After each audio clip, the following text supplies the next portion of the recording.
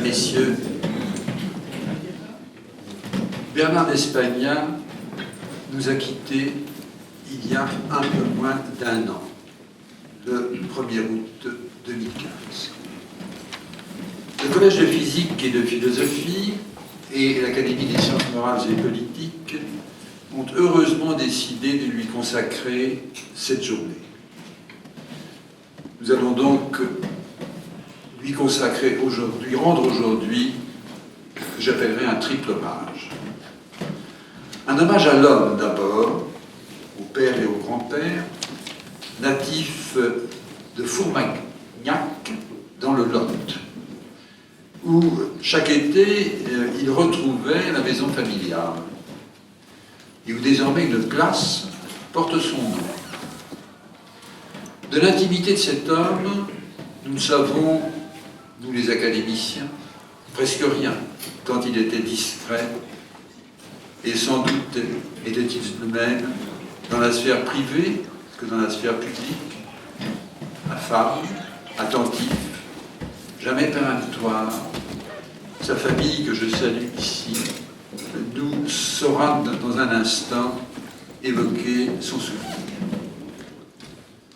Hommage ensuite au physicien et au philosophe qui a consacré toute sa vie à la quête du réel, depuis l'Institut Henri Poincaré à Paris jusqu'au laboratoire de physique théorique et des particules élémentaires de l'Université de Paris-Orsay, en passant par les laboratoires d'Enrico Fermi à Chicago et de Niels Bohr à Copenhague. Son cheminement philosophique vers ce qu'il a nommé le réel voilé, à travers les arcades de la physique quantique, sera bien sûr le sujet dominant des interventions des physiciens et des philosophes des sciences qui vont s'exprimer tout au long de cette journée. Hommage enfin, en troisième lieu, à l'académicien, aux confrères de la section philosophie de l'Académie des sciences morales et politiques, où il fut élu en 1996.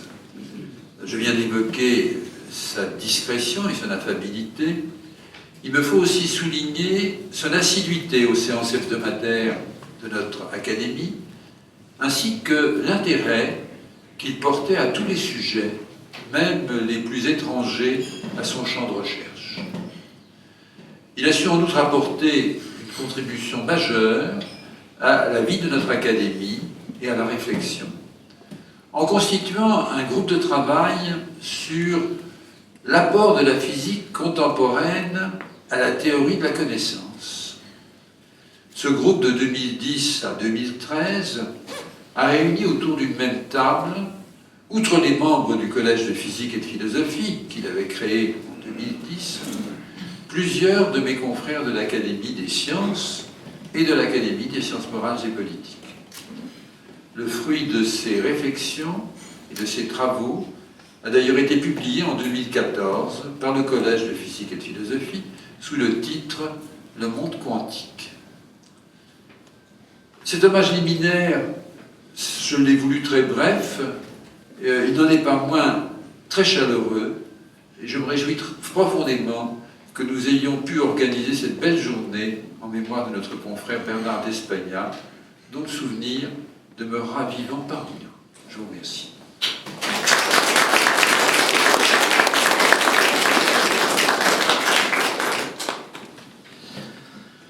Monsieur le Président, Mesdames et Messieurs, chers collègues, chers amis, je suis ému d'ouvrir cette journée à la mémoire de Bernard d'Espagna, ému et heureux à la fois de voir que vous avez été nombreux de répondre à notre invitation. Et je voudrais remercier l'Académie des sciences morales et politiques et son président, Gilbert Guillaume, d'avoir accepté de s'associer au Collège de physique et de philosophie pour organiser cette journée. Bernard d'Espagna était à la fois un physicien et un philosophe, et ses pensées ont été source d'inspiration pour de nombreux physiciens et philosophes, en France bien sûr, mais également à travers le monde. Certains d'entre eux sont présents aujourd'hui, et les témoignages que vous entendrez tout au long de cette journée sont la preuve de l'importance que ces travaux ont eue sur beaucoup d'entre nous. Mais Bernard d'Espagna était aussi connu d'un public plus large, car il savait expliquer les choses les plus difficiles dans un langage à la fois rigoureux et limpide, ce qui est une qualité rare. Ces livres pouvaient donc être lus à la fois par les spécialistes du domaine, qui y trouvaient toujours quelque chose à apprendre, et les profanes, qui, même s'ils ne comprenaient pas tout, pouvaient néanmoins en tirer un enrichissement de leurs pensées. Certains de ces livres, comme À la recherche du réel ou Le réel voilé, ont connu un important succès auprès du grand public.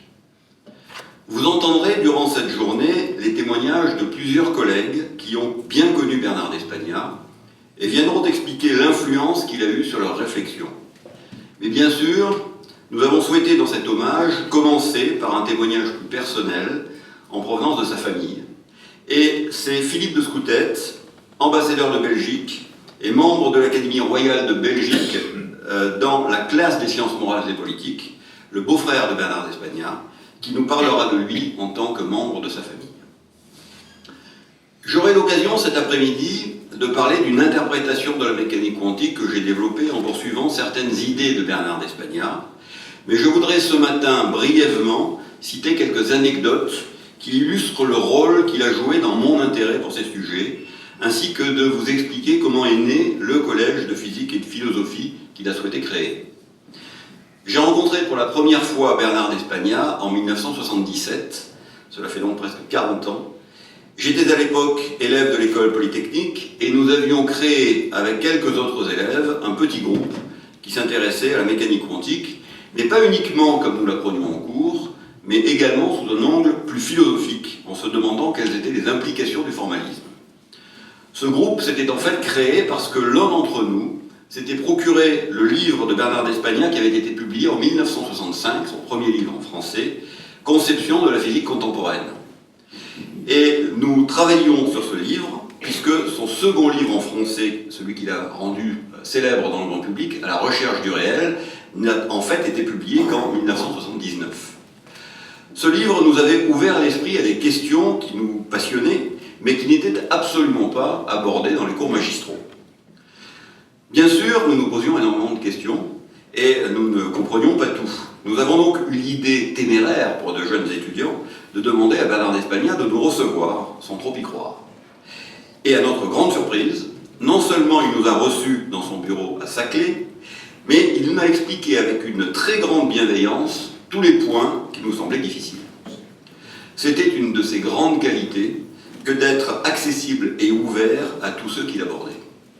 Il a même fait mieux, puisque l'année suivante, il nous a proposé en 1978 de nous faire visiter le laboratoire d'Alain Aspect, qui était en train de préparer l'expérience qu'il a rendue célèbre et qui n'avait pas encore à l'époque rendu ses conclusions. J'ai ensuite retrouvé Bernard d'Espagna lors de ma soutenance de doctorat d'État en physique, c'était 9 ans plus tard. Ma thèse portait sur un modèle de physique des particules et j'avais été le voir pour lui présenter et lui demander d'accepter de participer à mon jury. Il m'avait alors expliqué qu'il n'était plus directement actif dans la construction de ce type de modèle et qu'il s'intéressait maintenant plutôt aux aspects conceptuels de la mécanique quantique, mais avec sa gentillesse habituelle, il a néanmoins accepté d'être membre de mon jury de thèse. J'ai ensuite gardé un contact régulier avec lui tout au long des années qui ont suivi, en échangeant sur tous ces sujets, et je me souviens de l'influence qu'il a eue sur un article grand public que j'avais écrit sur la décohérence en 1992 dans le journal Pour la Science, et où il m'a fait prendre conscience d'un certain nombre de difficultés qui sont maintenant bien connues, mais qui, à l'époque, étaient loin de recueillir un consensus, puisque c'est lui qui avait mis en avant un certain nombre de choses qui ont été fondamentales par la suite. Ces échanges se sont encore intensifiés après la publication de mon livre en 2000, Les limites de la connaissance, qu'il a eu la gentillesse de lire avec beaucoup d'attention, et au sujet duquel il m'a fait de nombreux commentaires, aussi bien directement que dans son livre paru en 2002, Traité de physique et de philosophie. Bernard d'Espagna a été élu à l'Académie des sciences morales et politiques en 1996, comme vient de dire le président Gilbert Guillaume, et il a organisé entre 2000 et 2003, donc préalablement au groupe que vous avez cité, un groupe de travail intitulé « Implications philosophiques de la science contemporaine », qui était constitué de scientifiques de disciplines diverses et à l'intérieur duquel nous avons eu le plaisir de discuter lors d'une vingtaine de séances de sujets comme le temps, les phénomènes chaotiques, la complexité, la réalité, la pensée et la conscience. Et ces séances ont donné lieu à la publication de 3 petits livres aux presses universitaires de France, sous la responsabilité de l'Académie des sciences morales et politiques. J'en viens maintenant à la création du Collège de physique et de philosophie. Bernard d'Espagna a reçu en 2009 le prix Templeton, et comme le veut la tradition, une partie du montant de ce prix doit être consacrée à aider ou à faciliter la recherche dans le domaine que le récipiendaire représente. Bernard d'Espagna a alors contacté Michel Bitbol, Jean Petitot, qui sont ici présents et qui s'exprimeront durant cette journée, et moi-même, afin de créer une association dont l'objet est de, je cite les statuts, viser l'étude approfondie des apports de la physique contemporaine à la théorie de la connaissance, particulièrement en ce qui concerne le degré de plausibilité des diverses conceptions du réel et de notre rapport à celui-ci qui ont été ou pourraient être envisagés. Le collège est donc né en 2010 et a organisé, sous l'impulsion de Bernard d'Espagna et avec l'Académie des sciences morales et politiques, les séances de réflexion sur les fondements de la mécanique quantique qu'a cité M. Guillaume juste précédemment. Beaucoup de ceux qui ont participé à ces séances sont d'ailleurs présents aujourd'hui et certains s'exprimeront aujourd'hui. Le compte-rendu des séances a été mis en ligne de manière exhaustive sur le site du Collège de physique et de philosophie, et effectivement, le livre Le Monde quantique est paru aux éditions Matériologiques en 2014.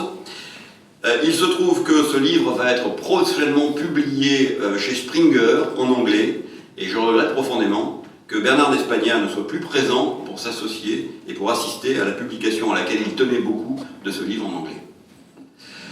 J'en viens maintenant à la dernière période de collaboration que nous avons vécue avec Bernard d'Espagna.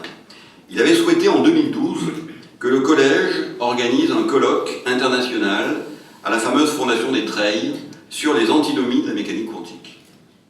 Ceux d'entre vous qui connaissent cette fondation savent le temps nécessaire pour obtenir un accord sur la tenue d'un colloque, et même si le prestige de Bernard d'Espagna et des participants que nous avions invités nous a permis d'avoir une réponse favorable sans difficulté, la date qui nous a été attribuée n'a pas été avant juin 2015, plus précisément la semaine du 1er au 6 juin 2015.